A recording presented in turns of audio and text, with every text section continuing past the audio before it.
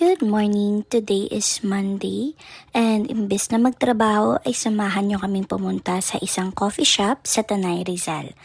Ayan, nagpe-prepare kami at ayan, nagsusuot ako ng balaklava dahil basa pa ang buhok ko at alam kong mag-aamoy ewan talaga tong helmet ko if ever. So, 8:17, lumabas na kami at alam nyo ba, usapan pa namin 5 AM kami aalis para nga maabutan ng Sea of Clouds. Pero tignan nyo anong oras na. Tsaka nagdalawang isip din talaga kami niyan dahil nga baka maulan pero mukhang maganda naman ang panahon. 8:43, nasa Antipolo na kami niyan and nakapagpagas na din. Hindi ko nga lang na videohan yung unang stop. So ayan ang parusa, sobrang init talaga. Naganda-gandahan pa ako at hindi nagdala ng jacket. Pero okay lang naman to guys, basta hindi maulan. 9:03, nasa San Mateo Rizal na kami. And itong lugar na to, pag andito kami, alam ko na malapit na kaming pumasok sa Marilake. So ayan, tignan nyo.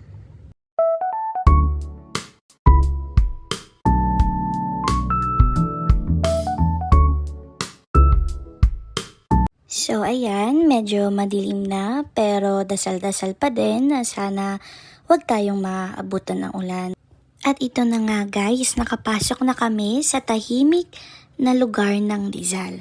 Maaraw-araw na ulit. Ayan, alam nyo kahit ilang beses na kaming pumunta dito, hindi talaga kami magsasawa kasi tignan nyo naman ang ganda at tahimik.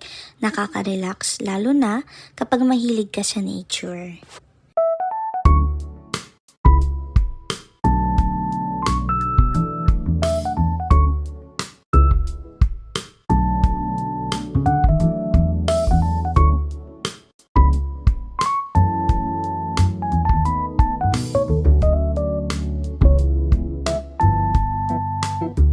At ito na nga, andito na tayo sa Marilake. Alam niyo ba guys, nakikita ko sa mga nakasulat sa road safety signage, make Marilake safe again. So paalala lang po, lalo na sa mga dumadaan, na huwag gawing playground ang Marilake Road. Ride safe palagi! At ayun na, 9:38 guys, nakarating na rin kami ng safe and dry dito sa Dean and De Luca. So ayan.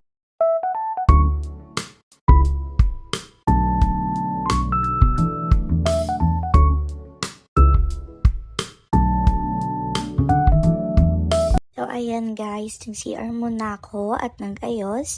Naghilamos ako niyan dahil feel ko sobrang daming alikabok sa mukha ko.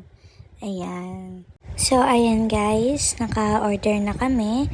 And habang hinihintay namin yung order namin is pinag-uusapan na lang namin ang about nature.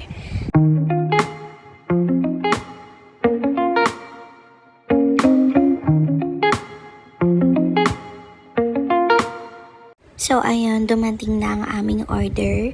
So kay Joseph, inorderan ko siya ng Angus beef tapa which is 650 pesos. And ang sa akin naman ay Manhattan which is 550 pesos. We also have drinks guys. So sa kanya ang juice passion fruit na 180 pesos. Sa akin naman ang milkshake na chocolate chip which is 280 pesos. And take note guys, meron din kaming water na tig 70 pesos each. Total of 1,800 pesos. So ayan guys, tapos na kaming kumain. So naghihintay na lang kami ng change dun sa binayaran namin.